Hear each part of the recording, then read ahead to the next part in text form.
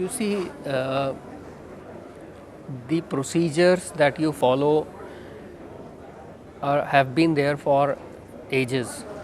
They have been there for 50 years or say 100 years, because the departments are following same procedure over and over again. So there is bound to be uh, a resistance.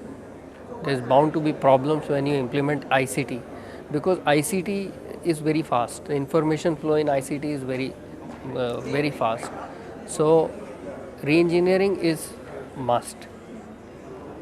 And typically what we do is we consult the IT department. We form a committee in which various departments are there, and to a reasonable extent we try to do a re-engineering, and we cut short some of the procedures because obviously they are not relevant anymore, and that way only by participation you can succeed in re-engineering.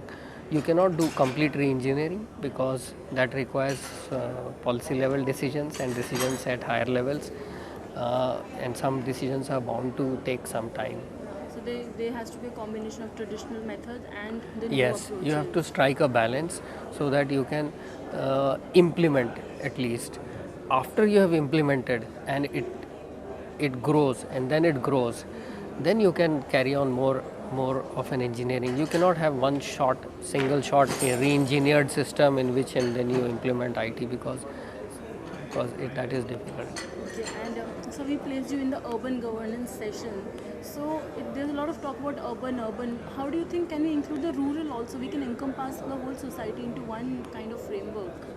I think they should be separate only, because urban administration has its own challenges, because urbanization is growing. It's taking place rapidly. More and more cities are coming up, and conglomerations which can be called urban are growing up rapidly, and they have their own difficult administrative problems, because the density of population in urban areas is very high, and people are a lot richer, and a lot of activities happens, a lot of different kind of activities that happen in an urban area. So you cannot compare with a rural setup. It has to have a separate place in administration. And for the municipal corporations, is it possible or is it on the charts that some kind of ICT usage for the monitoring or mapping of the migrants? The rural migrants who are coming to the cities, some are the beggars, some are they don't find a particular place for themselves, and they can often become a nuisance for the rest of the city also. I mean, not using the term nuisance, but yeah, sometimes they become a difficult problem how to deal with them. So No, but this is a typically a systemic problem. Why people come to cities is because cities need them. You provide them employment, you provide them opportunities. They come, and you also get, because laborers are coming to the city because you need constructions. So this is a systemic problem. People do not go anywhere where they can't, where there is no win-win kind of a situation. They just don't go.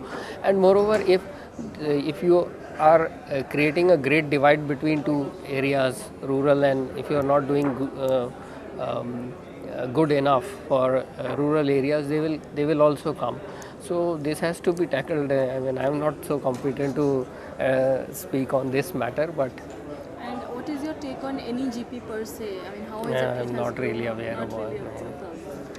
One thing which is very important is social media, sir. MCD has a page on Facebook, Delhi Traffic Police has a page. So how do you think it can be taken forward? Because if we don't utilize it now, the time will be gone. It is a very, very important tool right now. Facebook, Twitter, all the social media. You can reach millions in one go. So how do you plan to utilize it? In NDMC, Yeah, in NDMC, and is there a consensus in all the corporations on using it? All the municipal corporations do not have a page on Facebook or presence anywhere. yeah, Facebook can be used for getting good and accurate feedback from citizens, because Facebook citizens can upload photos, comments, videos, and there could be discussions. And we are moving towards this. MCD has done it. We also had certain discussions, but it will take some time, because there were some issues how to adopt Facebook, because Facebook i- i-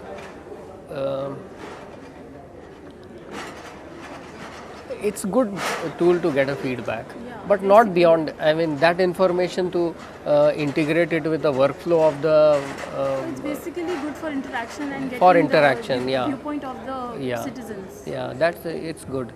So we Actually, could. it's a good marketing tool also for government agencies to change their image also.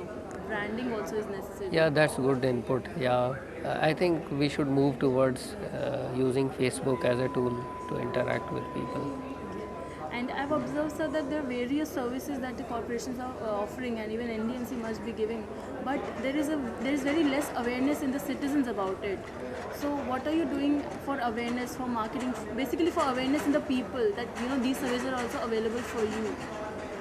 Any advertisements, any budget allocated for awareness programs and workshops? Yeah, we have budget allocated for advertisement and public awareness. We also use SMS for giving information to public, like health related information for dengue and for malaria. If we also use the advertisement boards. You must have seen these public toilets. There are NDMC advertisement boards. We use our website, and we have also put in some animated movies on educating people about how to prevent themselves from dengue. So rather than just putting a ticker saying that you should do adopt these methods to prevent spread of dengue, we have also put animation. So we are doing that. Facebook is a good media. We can explore that. Okay, and sir, not going into controversial segment, but we do see a difference between the rest of the Delhi and the NDMC area Delhi. So how do you think that other corporations can also imbibe what you are doing? The part that MDNC looks after, firstly it's all embassy area, all the new Delhi area, so it's also cleaner, but it is maintained that way also. So how do you think the rest of the Delhi can learn from your management? How are you managing it? Actually, I am not a proper person to answer to this, but I think NDMC has set a standards for itself, and it keeps improving it further and further. Our chairman has worked. Our chairman has worked very hard in the last years.